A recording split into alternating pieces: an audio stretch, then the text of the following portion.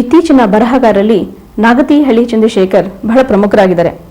ಅವರು ಪ್ರವಾಸ ಕಥನ, ಕಾದಂಬರಿಗಳು ಇದೆಲ್ಲ ಬರೆದಿದ್ರು ಕೂಡ ಎಸ್ಪೆಷಲಿ ಸಣ್ಣ ಕಥೆಗಳಲ್ಲಿ ಹೆಚ್ಚು ತಮ್ಮ ವ್ಯಕ್ತಿತ್ವವನ್ನು ಇನ್ನೂ ಹೆಚ್ಚಾಗಿ ಸ್ಪಷ್ಟಪಡಿಸ್ಕೊಂಡಿದ್ದಾರೆ ಅಂತ ಅನ್ಸುತ್ತೆ.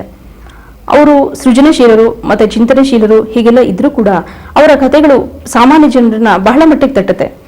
ಅವರ ಕಥೆಗಳನ್ನ ಓದಿದಾಗ ಒಬ್ಬ ಸಾಮಾನ್ಯ ಮನುಷ್ಯನಿಗೆ ಹೇಗೆ ಅನ್ಸುತ್ತೆ ಅಂದ್ರೆ ಒಂದು ಮರವನ್ನ ನೋಡಿದ ಹಾಗೆ. ಮರನ ನಾವು ಗಿಡ ಮರಗಳನ್ನ ನೋಡ್ತಾನೆ ಇರ್ತೀವಿ, ಆದ್ರೆ ಅವ್ರ ಕಥೆಗಳಲ್ಲಿ ಅವರು ಅದನ್ನೇ ಗಿಡದಲ್ಲಿ ಎಲೆಗಳು, ಹೂವು ಇದನ್ನೆಲ್ಲ ತೋರಿಸ್ತಾ ಹೋಗ್ತಾರೆ. ಇದು ಎಷ್ಟು ಸಾಮಾನ್ಯವಾಗಿರುತ್ತೆ ಅಂದ್ರೆ ಕೊನೆಗೆ ಅದು ಹಾಗೆ ಒಳಗೆ ಹೋಗ್ತಾ ಹೋಗ್ತಾ ಬೇರೆ ತನಕ ತಗೊಂಡು ಹೋಗ್ತಾರೆ. ಅದರಿಂದ ಈಚೆಗಡೆ ಬಂದ್ಮೇಲೆ ಓದುಗನಿಗೆ ವಿಶೇಷ ಅನುಭವ ಉಂಟಾಗುತ್ತೆ. ಹೀಗಾಗಿ ಅವರು ತಮ್ಮ ಬರಹದಿಂದ ಜನಸಾಮಾನ್ಯರ ಭಾವನೆಗಳಿಗೆ ಹೇಗೆ ತುಮುಲತೆಯನ್ನು ವ್ಯಕ್ತಪಡಿಸ್ತಾರೆ ಅನ್ನೋದು ತುಂಬಾ ಚೆನ್ನಾಗಿ ಕಂಡು ಬರುತ್ತೆ. ನನ್ನ ಮೊದಲ ಸಣ್ಣ ಕಥೆ ಪ್ರಕಟವಾಗಿದ್ದು ನಾನು 8ನೇ ಶಾಲೆಯ ವಿದ್ಯಾರ್ಥಿಯಾಗಿದ್ದಾಗ, ನನ್ನ ಹಳ್ಳಿಯ ಪಕ್ಕದಲ್ಲಿದ್ದಂಥ ಕದಬಹಳ್ಳಿ ಅಂತ ಒಂದು ಶಾಲೆಯಲ್ಲಿದ್ದಾಗ ನಮ್ಮ ಮನೆಗಾಗ ಸಂಯುಕ್ತ ಕರ್ನಾಟಕ ಅಂತ ಒಂದು ಪತ್ರಿಕೆ ಬರ್ತಾ ಇತ್ತು, ಕನ್ನಡ ಪತ್ರಿಕೆ, ಈಗಿರ್ತಕ್ಕಂಥ ಪತ್ರಿಕೆ. ನಮ್ಮ ತಂದೆ ಒಬ್ಬರು ಪ್ರೈಮರಿ ಶಾಲಾ ಮಾಸ್ಟರ್ ಆಗಿದ್ರು. ಆ ಪತ್ರಿಕೆಯೇ ಬಹುಶಃ ಸಾಹಿತ್ಯದ ಹೆಬ್ಬಾಗಿಲು ಅಂತ ಕಾಣುತ್ತೆ. ಅಲ್ಲಿ ಒಂದು ಮಿನಿ ಕಥಾ ಸ್ಪರ್ಧೆ ಇಟ್ಟಿದ್ರು. ಆ ಸ್ಪರ್ಧೆಗೆ ನಾನು ಭಾಗವಹಿಸಿ ಒಂದು ಸಣ್ಣ ಕಥೆಯನ್ನು ಇನ್ಲೈನ್ ರಿಟರ್ನಲ್ಲಿ ಬರೀತಿದ್ದೆ. ಆ ಕಥೆಗೆ ಬಹುಮಾನ ಬಂದಾಗ ಇಡೀ ಶಾಲೆಯಲ್ಲಿ ಅದರ ಸಂಭ್ರಮವನ್ನು ಆಚರಿಸಿ ಶಾಲೆಗೆ ರಜೆ ಕೊಟ್ಟು ಮೇಸ್ಟ್ರ ಕಥೆಯನ್ನು ಓದಿಸಿದ್ರು. ಒಬ್ಬರು ಅನಂತ್ ಮಾಸ್ಟರ್ ಅಂತ ಇದ್ರು. ಬಹುಶಃ ಆ ಘಟನೆ ನನಗೆ ಕಥೆಗಾರನಾಗಲಿಕ್ಕೆ ಒಂದು ಪ್ರೇರೇಪಣೆ ನೀಡಿತು ಅಂತ ಅನ್ಕೊಂಡಿದ್ದೇನೆ. ಪ್ರಸ್ತುತ ಕನ್ನಡ ಸಾಹಿತ್ಯದ ಕಥೆಗಾರರು, ದಿಕ್ಕುಗಳು ಅವುಗಳೆಲ್ಲ ಹೊಳಿತಾ ಹೋದ ಹಾಗೆ ಬಹುಶಃ ನನ್ನ ಕಥೆಗಳು 80ರ ದಶಕದಲ್ಲಿ ಅಧಿಕವಾಗಿ ಪ್ರಕಟವಾಗ್ತಾ ಹೋಯಿತು. ಪ್ರೇಮ ಕಥೆಗಾರ ಅನ್ನುವಂತಹ ಒಂದು ಹಣೆಪಟ್ಟಿಯನ್ನು ಕೂಡ ನಾನು ಪಡ್ಕೊಂಡೆ. ಆದರೆ ನನ್ನ ಒಟ್ಟು ಸಂಖ್ಯೆಯನ್ನು ನೋಡಿದಾಗ ಪ್ರೇಮ ಕಥೆಗಳ ಸಂಖ್ಯೆ ಬಹಳ ವಿರಳವಾಗಿದ್ದರೂ ಕೂಡ ಅದೇನೋ ಓದುಗರು ಆ ಒಂದು ಪಟ್ಟವನ್ನು ಕಟ್ಟಿದ್ರು. ನನಗೇನಿಸ್ತು ಅದನ್ನು ನಾನು ಮಾಡ್ತಾ ಬಂದೆ. ಹಾಗಾಗಿ ಕೆಲವು ಸಾರಿ ರೆಟಾರಿಕ್ ಆಗಿ ತುಂಬ ಕ್ರೂಡಾಗಿ ನನಗನ್ಸಿದ್ರೆ ನಾನು ಬರ್ಕೊತಾ ಬಂದಿದ್ದರಿಂದ ತುಂಬ ಶಿಷ್ಟವಾದ ಅಥವಾ ಬಹಳ ಅಕಾಡೆಮಿಕ್ ಆದಂತಹ ಬರವಣಿಗೆ ನಂದು ಆಗಲಿಲ್ಲ ಅಂತ ಅನ್ನುವಂಥ ವಿಮರ್ಶೆ ಕೂಡ ನನ್ನ ಮೇಲಿದೆ. ಅದೇನೇ ಇರಲಿ, ನನಗೆ ಅನ್ನಿಸಿದ ಹಾಗೆ, ನನಗೆ ಗೊತ್ತಿದ್ದ ಹಾಗೆ, ನನ್ನ ಕಾಲುಗಳು ಹೇಳಿದ ಹಾಗೆ ನಾನು ನಡ್ಕೊಂಡು ಬಂದದ್ದು. ನಾಗತಿಹಳ್ಳಿ ಚಂದ್ರಶೇಖರ್ ಅವರು ಒಂದು ಪ್ರವಾಸ ಕಥನ ಹಾಗೂ 5 ಕಥಾ ಸಂಕಲನಗಳು ಹಾಗೂ 3 ಕಾದಂಬರಿಗಳನ್ನ ಬರೆದಿದ್ದಾರೆ. ಅವರ ಬಾನಲ್ಯ ಮಧುಚಂದ್ರಿಕೆ ಚಲನಚಿತ್ರವಾಗಿ ತೆರೆ ಕಂಡಿದೆ. ಹೀಗೇನೆ ಅದಕ್ಕೆ ಸಂಭಾಷಣೆ ಕೂಡ ಅವರು ಬರೆದಿದ್ದಾರೆ. ಕೊಟ್ರೇಶನ್ ಕನಸು ಹಾಗೂ ಇತ್ತೀಚಿನ ಅಮೆರಿಕ ಮತ್ತೆ ಉಂಡು ಹೋದ ಕೊಂಡು ಹೋದ, ಹೀಗೆ ಅವರ ಪ್ರತಿಯೊಂದು ಚಲನಚಿತ್ರ ಕೂಡ ಪ್ರಶಸ್ತಿಯನ್ನ ಗಿಟ್ಟಿಸ್ಕೊಳ್ತಾನೆ ಬಂದಿದೆ. ಅಂದ್ರೆ ಒಬ್ಬ ಸೃಜನಶೀಲ ಬರಹಗಾರ ತನ್ನ ಅಭಿವ್ಯಕ್ತಿ ಸ್ವಾತಂತ್ರ್ಯವನ್ನ ಬಳಸ್ಕೊಂಡು ತೆರೆ ಮೇಲೆ ಕೆಲಸ ಮಾಡಿದಾಗ ಯಾವ ರೀತಿ ಅದು ಜನಗಳನ್ನ ತಲುಪೋದ್ರಲ್ಲಿ ಯಶಸ್ವಿ ಆಗುತ್ತೆ ಅನ್ನೋದನ್ನ ಅವರು ಬಹಳ ಚೆನ್ನಾಗಿ ಸಾಧಿಸಿ ತೋರಿಸಿದ್ದಾರೆ. ಯಾವುದೇ ಒಂದು ಕಲಾಕೃತಿ ಮೂಲತಃ ಒಂದು ಅನುಭವಗಳ ಶೋಧನೆ ಅಷ್ಟೇ. ಅನುಭವಗಳ ಹುಡುಕಾಟವೇ ಒಂದು ಕಲಾಕೃತಿ ಅರಳೋಕೆ ಸಾಧ್ಯ ಆಗೋದು. ಅದು ಸಿನಿಮಾ, ಸಾಹಿತ್ಯ ಇರಲಿ, ದೂರದರ್ಶನ ಕಥಾ ಮಾಲಿಕೆಗಳಿರಲಿ, ಒಂದು ಸಂಗೀತ ಇರಲಿ, ಒಂದು ಸಾಹಿತ್ಯ ಇರಲಿ, ಪೇಂಟಿಂಗ್ ಇರಲಿ, ಯಾವುದೇ ಪ್ರದರ್ಶನ ಕಲೆ ಅದು ತನ್ನೊಳಗೆ ಅನುಭವಗಳ ಹುಡುಕಾಟವನ್ನು ನಡೆಸುತ್ತೆ. ನಾವು ನಮ್ಮೆದುರಿಗಿರುವ ಪ್ರೇಕ್ಷಕನಿಗೆ ಅಥವಾ ಓದುಗನಿಗೆ ಹೇಳಬೇಕಾದಂಥ ವಿಚಾರವನ್ನು ಹೇಗೆ ಹೇಳ್ತೀವಿ, ಎಷ್ಟರ ಮಟ್ಟಿಗೆ ಅವನು ಅದರ ಜೊತೆ ಐಡೆಂಟಿಫೈ ಮಾಡ್ಕೊಳ್ತಾನೆ, ಅದರ ಮೇಲೆ ಅದರ ಯಶಸ್ಸು ಕೊಡ್ತಿದೆ. ಒಂದು ಕಥೆಯನ್ನು ನೋಡಿದಾಗ ಅಥವಾ ಓದಿದಾಗ ಆ ಕಥೆ ಹೌದು ವಾಸ್ತವಕ್ಕೆ ಹತ್ತಿರ, ನನ್ನ ಅನುಭವಕ್ಕೆ ಹತ್ತಿರ, ನನ್ನ ಸಂವೇದನೆಗಳಿಗೆ ಹತ್ತಿರ ಅಂತ ಅವನಿಗೆ ಅನ್ನಿಸ್ಬೇಕು. ಆಗಲೇ ಒಂದು ಕಥೆ ಯಶಸ್ವಿಯಾಗೋದು. ಈ ಬೇರೆ ಮಾಧ್ಯಮಗಳೇನಿದೆ, ತಾಂತ್ರಿಕ ಪರಿಕರಗಳನ್ನು ಬಳಸ್ಕೊಂಡು ಮಾಡ್ತಕ್ಕಂಥ ಮಾಧ್ಯಮಗಳು, ಸಿನಿಮಾ, ದೂರದರ್ಶನ, ಇವುಗಳು ಹೊಸ ಗ್ರಾಮರ್ ಜೊತೆಗೆ ಬರ್ತಿರ್ತಕ್ಕಂಥವುಗಳು, ಹೊಸ ವಿಧಾನಗಳಲ್ಲಿ ರೂಪುಗೊಳ್ತಿರ್ತಕ್ಕಂಥದ್ದು. ಅದರಿಂದ ಆ ವಿಷಯದಲ್ಲಿ ನಾನಿನ್ನು ವಿದ್ಯಾರ್ಥಿ. ಈಗ ಅಮೆರಿಕ ಚಿತ್ರದ ನಂತರ ಕೂಡ ನಾನು ಒಬ್ಬ ವಿದ್ಯಾರ್ಥಿಯೇ, ಆ ದಿಕ್ಕಿನಲ್ಲಿ ಯೋಚಿಸ್ತಿರ್ತಕ್ಕಂಥ ವಿದ್ಯಾರ್ಥಿ. ಸಾಹಿತ್ಯ ಕ್ಷೇತ್ರದಲ್ಲಿ ಈಗ ಕನ್ನಡದಲ್ಲಿ ಅತ್ಯುತ್ತಮ ಕಥೆಗಳು ನಮ್ಮ ಎದುರಿಗಿದ್ದಾವೆ, ಅತ್ಯುತ್ತಮ ಕಾದಂಬರಿಗಳು ನಮ್ಮ ಎದುರಿಗಿದ್ದಾವೆ. ಅನೇಕ ಲೇಖಕರು, ಹೆಮ್ಮೆ ಪಡುವಂಥ ಲೇಖಕರು ನಮ್ಮಲ್ಲಿದ್ದಾರೆ. ಈ ಒಂದು ಕಥೆ 12155 20 ವರ್ಷಗಳ ಹಿಂದೆ ನನ್ನ ತಲೆಯಲ್ಲಿ ಮೊಳೆತ ಕಥೆ ಇವತ್ತು ನಿಮ್ಮೆದುರಿಗೆ ನಿರೂಪಣೆಯನ್ನು ಹೊಂದಿದೆ. ಈ ಕಥೆ ಒಂದು ವ್ಯಕ್ತಿಯ ಬದುಕಿನಲ್ಲಿ ಎಂದೋ ಆಗಿ ಹೋದ ಘಟನೆ ಇಂದು ನಿಮ್ಮೆಲ್ಲರ ಅಂತರಾಳವನ್ನು ಪ್ರವೇಶಿಸಿದೆ. ಈ ಕಥೆ ನಿಮಗೆ ಇಷ್ಟವಾಗಿದೆ ಅಂತ ಭಾವಿಸ್ತೇನೆ.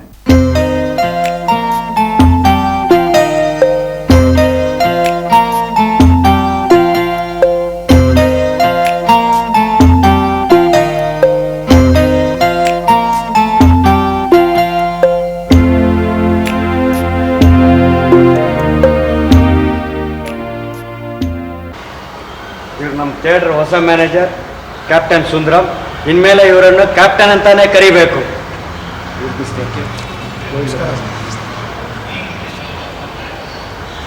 ಬಟನ್ ಹಾಕೋಬೇಕು. ಗಡ್ಡ ಬೋಳಿಸ್ಬೇಕಪ್ಪ. ನೀನು ಅಷ್ಟೇ. ಇನ್ಮೇಲೆ ಇವ್ರು ಹೇಳೋದ್ರ ಪ್ರಕಾರ ನಡೀಬೇಕು, ಕೆಲಸ ಮಾಡಬೇಕು, ಚೆನ್ನಾಗಿ ಥಿಯೇಟ್ರ್ ನಡ್ಸ್ಕೋಬೇಕು.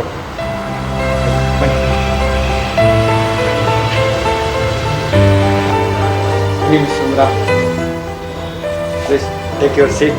Thank you sir. ಇನ್ಮೇಲೆ ನಮ್ಮ ಥಿಯೇಟರ್ ಜವಾಬ್ದಾರಿ ಪೂರ್ತಿ ನಿಮ್ಮದು. ಚೆನ್ನಾಗಿ ನೋಡ್ಕೊಂಡು ಒಳ್ಳೆಯ ಹೆಸರು ತರಬೇಕು. ಜವಾಬ್ದಾರಿ ತಗೊಳ್ಳಿ. Trust me sir, I look after. Thank you very much. ಬರ್ತೀನಿ.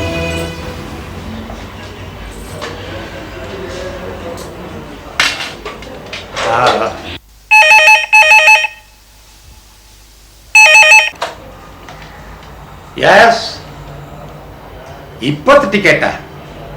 ಸಾರಿ, ಹಾಕೊಡಕ್ಕಾಗಲ್ಲ. ದಯವಿಟ್ಟು ಬನ್ನಿ, ಕ್ಯೂನಲ್ಲಿ ನಿಂತ್ಕೊಳ್ಳಿ, ಸಿಗುತ್ತೆ. ಯಾರು ಹೇಳಿ ಕಳಿಸಿದ್ರು ಅಷ್ಟೇನೆ. Thank you.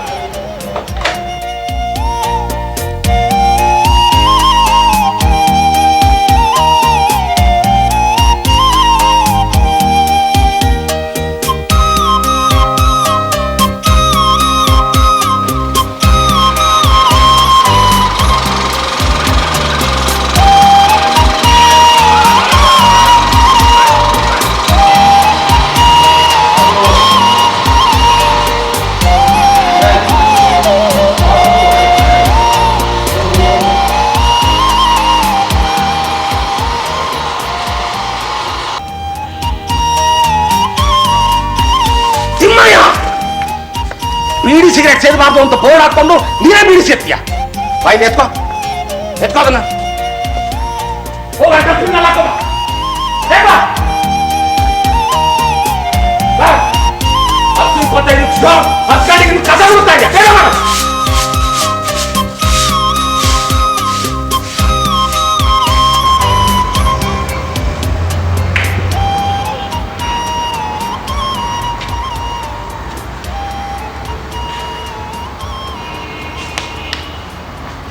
ಏನ್ ಮಾಡ್ತಾ ಇದೀಯಪ್ಪ?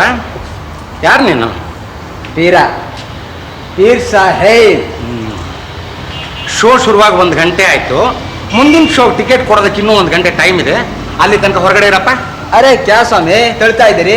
ನೀವು ಆಚೆ ಹೋಗ್ಬೇಕು. ಯಾಕೆ ಸಿನಿಮಾ ಬೋರ್ ಹೊಡಿತಾ ಇದೆಯಾ? ಅದಿರ್ಲಿ, ನೀ ಇಲ್ಲೇನು ಕೆಲಸ ಮಾಡ್ತೀಯ? ನಾನಾ? ಗೊತ್ತಾಗ್ಲಿಲ್ಲ.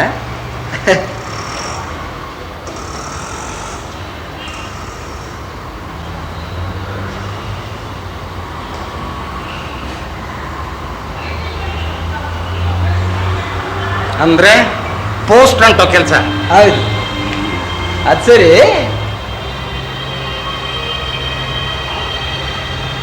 ಈ ಥಿಯೇಟರ್ ಹೊಸ ಮ್ಯಾನೇಜರ್. ಸ್ವಾಮಿ, ಹೇಳ ಹೇಳ, ಎಲ್ಲೋಗಿದ್ದೆ 4 ದಿವಸದಿಂದ? ನಮ್ಮಪ್ಪನಿಗೆ ಮೈ ಹುಷಾರ್ಲಿಲ್ಲ ಸಾಬ್. ಸುಳ್ಳು ಬೊಗಳ್ತೀಯ. ನೆನ್ನೆ ನಿಮ್ಮ ಅಪ್ಪನೇ ಇಲ್ಲಿ ಬಂದಿದ್ದ ನಿನ್ನ ಹುಡುಕೊಂಡು. ನಿಜ ಹೇಳು, ಎಲ್ಲಿಗೋಗಿದ್ದೆ? ಸಾಬ್, ಅದು ಮೈಸೂರಿಗೆ ಆರ್ಕೆಸ್ಟ್ರಾ ಆಡಕ್ಕೆ ಹೋಗಿದ್ದೆ ಸಾಬ್. ಇಲ್ಲ ಥಿಯೇಟರ್ನಲ್ಲಿ ಕೆಲಸ ಮಾಡು, ಇಲ್ಲ ಆರ್ಕೆಸ್ಟ್ರಾನಲ್ಲಿ ಕೆಲಸ ಮಾಡು. ಎರಡರೊಳಗೂ ಮಾಡೋಕ್ಕಾಗಲ್ಲ. ಎಲ್ಲಿ ಮಾಡ್ತೀಯ? ಇಲ್ಲೇ ಮಾಡ್ತೀನಿ ಸರ್. ಶುರು ಮಾಡಿ, ಹೊತ್ತಾಯ್ತು, ಬೇಗ.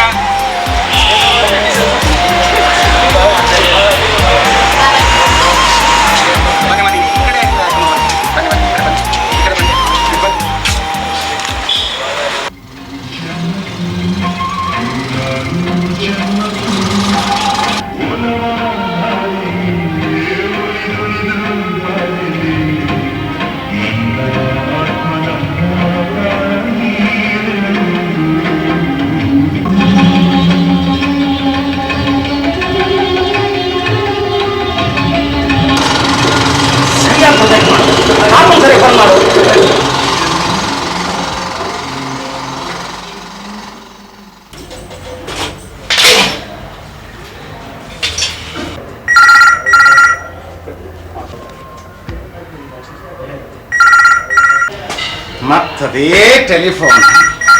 ಯಾರ್ದಾರು ರೆಕಮೆಂಡೇಶನ್? ಇಲ್ಲ, ಟಿಕೆಟ್. ಹಲೋ ಹಲೋ, ಕ್ಯಾಪ್ಟನ್ ತಾನೇ? ಹೌದು, ನಾನೇ ಮಾತಾಡ್ತಾ ಇರೋದು. ಕ್ಯಾಪ್ಟನ್, ನಿಮ್ ಜೊತೆ ತುಂಬಾ ಮಾತಾಡ್ಬೇಕು ಅನ್ನಿಸ್ತು, ಅದಕ್ಕೆ ಫೋನ್ ಮಾಡಿದೆ. ಹಾ, ನನಗ್ ಗೊತ್ತು ನೀವಿಷ್ಟೊತ್ತಲ್ಲಿ ಮಾತ್ರ ಫ್ರೀ ಆಗಿರೋದು ಅಂತ. ನೀವ್ಯಾರು ಗೊತ್ತಾಗ್ಲಿಲ್ಲ. ನೋಡೋಣ, ಗೆಸ್ ಮಾಡಿ. ಗೊತ್ತಾಗ್ತಾ ಇಲ್ಲ ಅಂತ ಹೇಳಿದ್ನಲ್ಲ. ನಿಮ್ಮ ಹೆಸರೇನೆ? ಖಂಡಿತ ಹೇಳಲ್ಲ, ಒಂದಿಷ್ಟು ಕ್ಲೂ ಕೊಡ್ತೀನಿ. ನಾನು ಓದ್ತಿರೋದು ನಿಮ್ ಗೇಟ್ ಎದುರಿಗಿರೋ ಗಲಸ್ ಕಾಲೇಜಿನಲ್ಲಿ.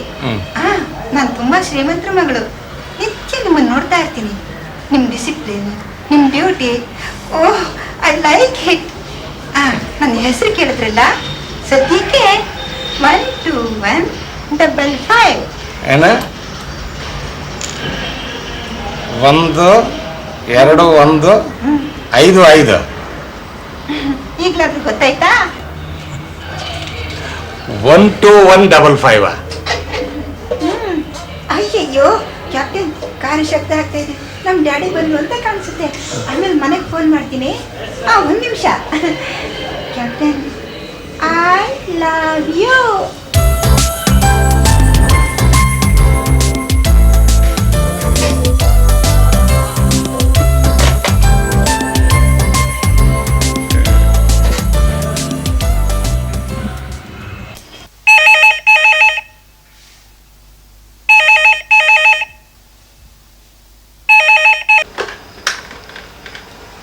ಹಲೋ. ಹಲೋ ಕ್ಯಾಪ್ಟನ್, ನಾನು ನಿದ್ರೆ ಮಾಡ್ತಿದ್ರಾ? ಇಲ್ಲ, ನನ್ನ ಫೋನ್ ಕಾಯ್ತಾ ಇದ್ರಾ?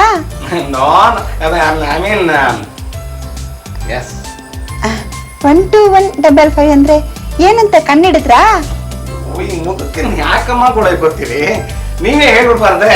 ಏನ್ ಕ್ಯಾಪ್ಟನ್, ಯಾರು ನಿಮ್ಮನ್ನ ಮುದ್ಕ ಅಂದವರು? ನನ್ನ ದೃಷ್ಟಿಲಿ ನೀವು ನೀವು ಹ್ಯಾಂಡ್ಸಮ್ ಯಂಗ್ ಮ್ಯಾನ್.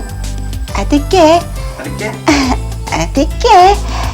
ಅಯ್ಯಯ್ಯೋ, ಕಾರ್ ಶಬ್ದ ಆಗ್ತಿದೆ. ಡ್ಯಾಡಿ ಬಂದ್ರು ಅಂತ ಕಾಣಿಸುತ್ತೆ. ಕ್ಯಾಪ್ಟನ್, ಬೆಳಗ್ಗೆ ಮಾರ್ನಿಂಗ್ ಶೋ ಬರ್ತೀನಿ, ನೋಡೋಣ ಕಂಡುಹಿಡಿತೀರೇನೋ ಅಂತ. ಬಲ್ಲ? I love you.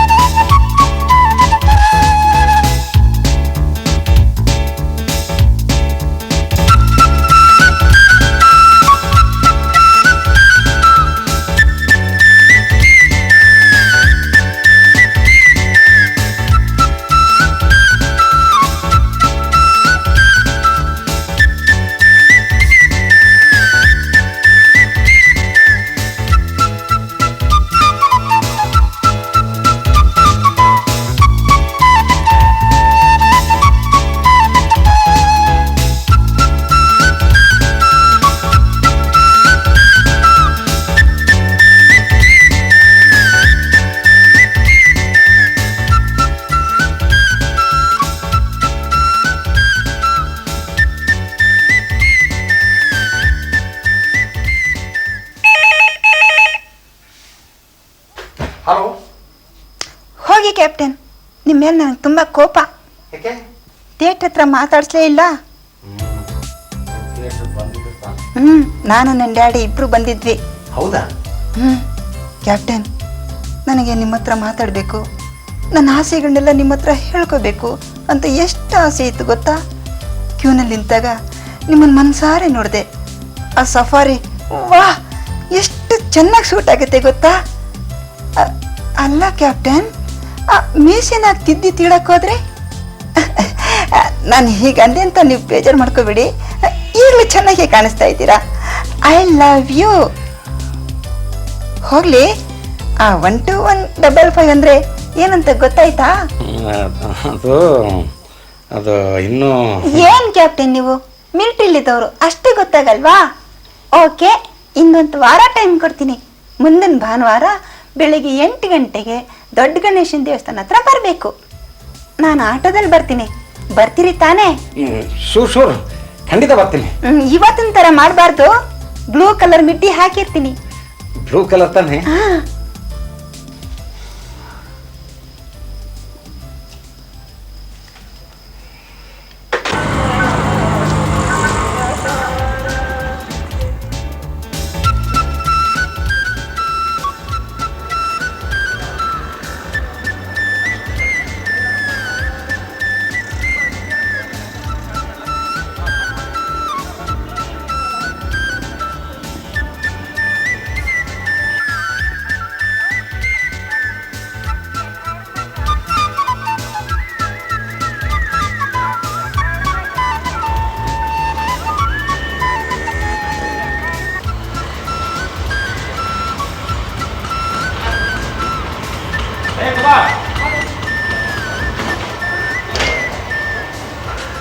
ಪೀರಾ, ನಿನ್ನ ಕೊಟ್ಟಿರೋ ಕೆಲಸ ಏನು? ಪೋಸ್ಟ್ ಅಂಟಿಸೋದು. ಊರಲ್ಲಿರೋ ರಸ್ತೆಲೆಲ್ಲ ನೋಡ್ಕೊಂಡ್ ಬರ್ತಾ ಇದ್ದೀನಿ, ಒಂದು ಪೋಸ್ಟ್ ನೆಟ್ಗಿಲ್ಲ. ಅಲ್ಲ, ನಿನ್ನೆಲ್ಲ ಅಣಿಸಿದ್ದಲ್ಲ ಸರ್. ಏನ್ ಅನ್ಸಿದೆ ನಿನ್ ತಲೆ? ಹೋಗು, ನಿನ್ನೆ ನೋಡ್ಕೊಂಡ್ ಹೋಗು.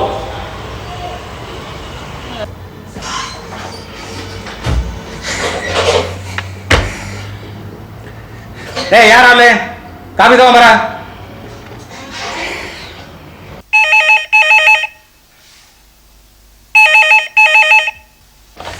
ಹಲೋ.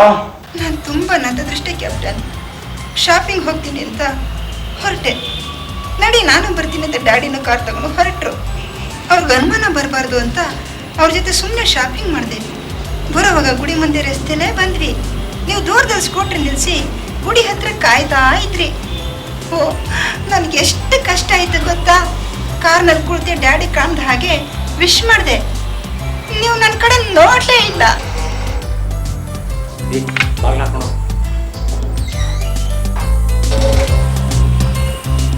ಹಲೋ ಮಿಸ್, ಈಗಲಾದ್ರೂ ಹೇಳಿ ನಿಮ್ಮ ಹೆಸರು. ಓಹ್ ಕ್ಯಾಪ್ಟನ್, ನೀವು ಓದ್ಬೇಡಿ, ನೀನು ಓದ್ಲಿ ಸಾಕು. ಹಾ, ಕೊನೆಗೆ ನನ್ನ ಹೆಸರು ಹೊಡಿಲಿಲ್ವಾ? ಇಲ್ಲ, ನನಗೆ ನಿನ್ನ ಫೋಟೋ ಬೇಕು. ಮೊದಲು 1215 ಅಂದ್ರೆ ಏನು ಅಂತ ಹೇಳಬೇಕು. ನೀವು ಹೇಳಿದ ಮೇಲೆ ನಾನು ನಿಮಗೆ ಫೋಟೋ ಕೊಡೋದು. ಅಯ್ಯಯ್ಯೋ, ಡ್ಯಾಡಿ ಬರ್ತಾ ಇದ್ದಾರೆ, ಫೋನ್ ಇಡ್ತೀನಿ.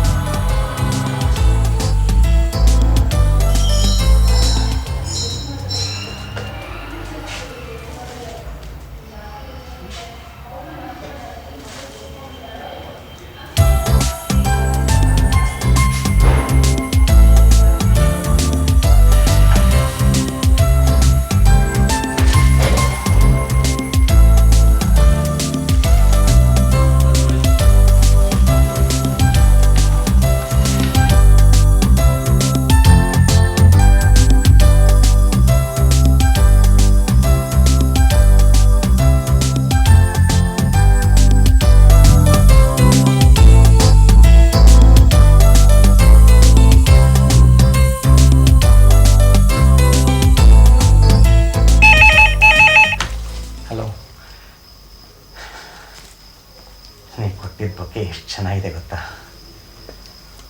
ಅದನ್ನೇ ಕೈನಲ್ಲಿ ಸವರ್ತಾ ಇದ್ದೆ. ಕ್ಯಾಪ್ಟನ್, ನನ್ನನ್ನು ಕಂಡ್ರೆ ಅಷ್ಟೊಂದು ಇಷ್ಟನಾ? ಅದನ್ನ ಬಾಯಿ ಬಿಟ್ಟು ಹೇಳ್ಬೇಕಾ? ನಾನು ಅವತ್ತೇ ಹೇಳಲಿಲ್ವಾ ನಮ್ಮ ಸೋದರ ಮಾವನ ಜೊತೆ ಮದುವೆಗೆ ಡೇಟ್ ಫಿಕ್ಸ್ ಮಾಡ್ತಿದ್ದಾರೆ ಅಂತ. ಏನಂದೆ? ಕ್ಯಾಪ್ಟನ್, ನೀವು ನನ್ನ ಮನಸ್ಸನ್ನು ಕದ್ದು ಬಿಟ್ಟಿದ್ದೀರಿ. ನೀವು ನನ್ನ ಬಿಟ್ಟು ಹೋದರೆ ನಾನು ನಿಜವಾಗಿ ಆತ್ಮಹತ್ಯೆ ಮಾಡ್ಕೊಳ್ತೀನಿ ಕ್ಯಾಪ್ಟನ್. ಆತ್ಮಹತ್ಯೆ ಮಾಡ್ಕೊಳ್ತೀನಿ. 1 to 1.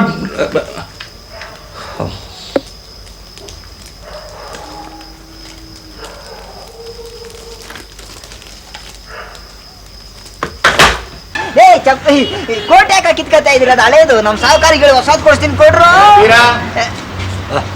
ಆಫೀಸಿಗೆ ಬಾ.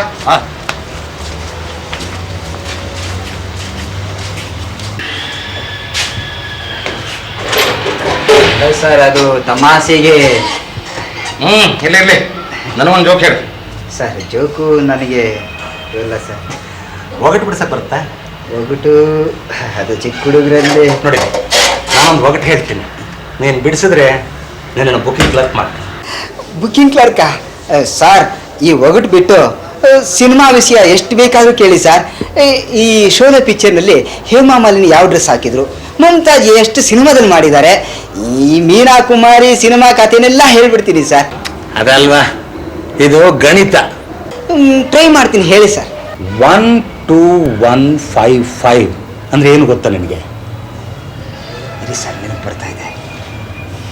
ಬೇಗ ನೆನಪು ಮಾಡ್ಕೋ. ಸರ್, ಇದು ಲವ್ ಸಂಬಂಧಪಟ್ಟಿದ್ದ ಇರ್ಬೋದು, ಹೇಳು ಪರವಾಗಿಲ್ಲ. ಮೊನ್ನೆ ನನ್ನ ಆಫೀಸ್ ಕಸ ಗುಡಿಸೋವಾಗ ಒಂದು ಫೋನ್ ಬಂದಿತ್ತು. ಯಾವುದೋ ಹುಡುಗಿ ಫೋನ್ ಮಾಡಿತ್ತು, ಕ್ಯಾಪ್ಟನ್ ಇದ್ದಾರಾ ಅಂದು. ಅದಕ್ಕೆ ನಾನು ಇಲ್ಲ, ಏನಾಗಬೇಕಾಗಿತ್ತು ಅಂದೆ. ಏನಿಲ್ಲ, 1 to 155 ಫೋನ್ ಮಾಡಿದ್ರು ಅಂತ ಹೇಳಿ ಅಂದ್ರು. ಮತ್ತೆ ಇಷ್ಟು ದಿವಸ ಹೇಳಿಲ್ವಲ್ಲ ನನಗೆ? ಮರ್ತ್ಬಿಟ್ಟೆ ಸರ್. ಬೇರೆ ಯಾರಿಗೂ ಹೇಳಿಲ್ಲ ತಾನೆ? ಇಲ್ಲ ಸರ್. ಸರಿ, ಆ 1 2 155 ಅಂದ್ರೆ ಏನು ಅಂತ ಯೋಚನೆ ಮಾಡು. ಸಿಕ್ತು ಸರ್. ಹೇಳ ಹೇಳು, ಬೇಗ ಹೇಳ. ಅಯ್ಯೋ, ಅದೊಂದು ಹಳೆ ಜೋಕು ಸರ್. ಇದು 10 ವರ್ಷದಿಂದ ಇಂಗ್ಲಿಷ್ ಪಿಕ್ಚರ್ ಬಳಸ್ಕೊಂಡ್ಬಿಟ್ಟವ್ರೆ. ಪುರಾಣ ಹೇಳ್ಬೇಡ, ಹಾಗಂದ್ರೆ ಏನು ಅಂತ ಹೇಳು. ಸರ್, ಇದು ಲವರ್ಸ್ಗಳ ಸಿಂಬಲ್ಲು ಸರ್. ಲವರ್ ಸಿಂಬಲ್ಗೂ 1 to 155 ಏನೋ ಸಂಬಂಧ?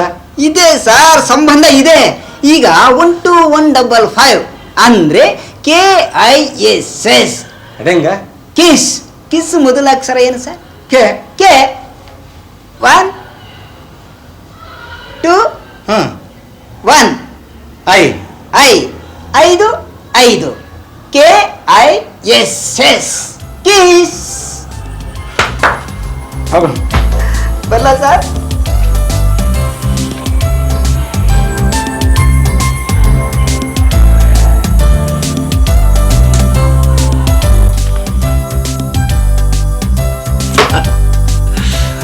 ಒನ್ 2 1 5 5 ಅಂದ್ರೆ KISS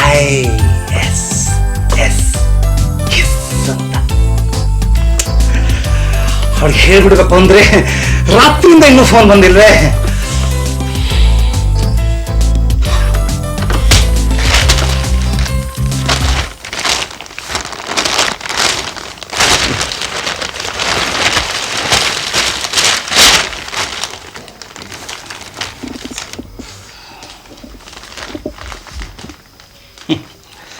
ನಗರದ ಭಾರಿ ಶ್ರೀಮಂತರ ಮಗಳ ಆತ್ಮಹತ್ಯೆ. ಫಾರಿನ್ ವರನೊಂದಿಗೆ ಬಲವಂತವಾಗಿ ಅವಳ ಮದುವೆ ನಡೆಸಲು ಯೋಜಿಸಲಾಗಿತ್ತು. ಆದರೆ ಆಕೆ ವಿವಾಹಿತನೊಬ್ಬನನ್ನು ಪ್ರೀತಿಸುತ್ತಿದ್ದಳೆಂದು ಗೊತ್ತಾಗಿದೆ.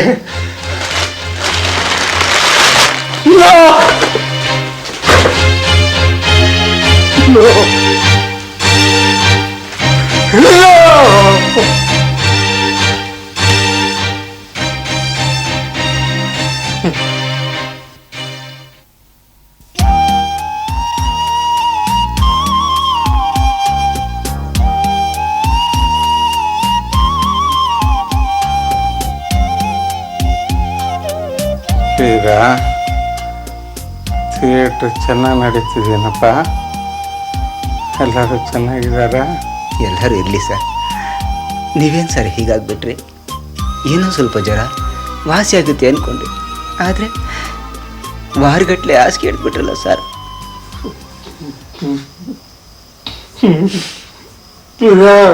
ಸರ್ ನೀನೊಂದು ದಿವಸ ಹೇಳಿದ್ದಲ್ಲ 12155 ಹತ್ರ ಮಾತಾಡಿದೆ ಅಂತ.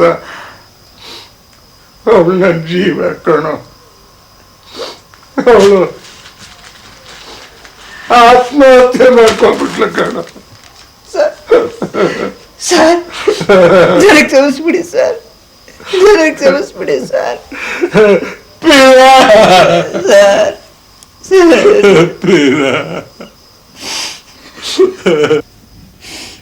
ಸರ್ ದಯವಿಟ್ಟು ನನಗೆ ಕ್ಷಮಿಸ್ಬಿಡಿ ಸರ್. ಪೇಪರಲ್ಲಿ ಬಂದಿರೋ ಹುಡುಗಿನೇ ಬೇರೆ, ಆದರೆ ನಿಜವಾಗಿ 12155 ಬೇರೆ. ಹೌದೇನೋ? ಹೌದು ಸರ್. ನಿನಗೆ ಹೇಗೆ ಗೊತ್ತು? ಹೌದು ಸರ್, ನೀವು ತುಂಬ ಸ್ಟ್ರಿಕ್ಟ್ ಆಗಿದ್ರಿ. ಅವತ್ತು ನನಗೆ ಬೈದ್ಬಿಟ್ರಿ. ನಿಮ್ಗೆ ಸ್ವಲ್ಪ ಆಟ ಆಡಿಸೋಣ ಅಂತ ನನ್ನ ಫ್ರೆಂಡ್ ಮನೆಯಿಂದ ನಾನು ಹೆಣ್ಣು ಧ್ವನಿಯಲ್ಲಿ ಮಾತಾಡ್ತಾ ಇದ್ದೆ. ಆರ್ಕೆಸ್ಟ್ರಾದಲ್ಲಿ ಲೇಡೀಸ್ ವಾಯ್ಸಲ್ಲಿ ಹಾಡು ಕೂಡ ಆಡ್ತಿದ್ದೆ ಸರ್. ಈಗ ತಮಾಷೆ ಮಾಡೋಕ್ಕೆ ಹೋಗಿ ಏನೇನೋ ಆಗೋಯ್ತಲ್ಲ ಸರ್. ಸರ್ ದಯವಿಟ್ಟು ನನ್ನ ಕೆಲಸನ ತೆಗೆದಾಕ್ಬೇಡಿ ಸರ್, ನನಗೆ ಕ್ಷಮಿಸ್ಬಿಡಿ ಸರ್, ನನಗೆ ಕ್ಷಮಿಸ್ಬಿಡಿ. ಅಂದ್ರೆ 12155 ಹುಡುಗಿ ಅಲ್ಲ,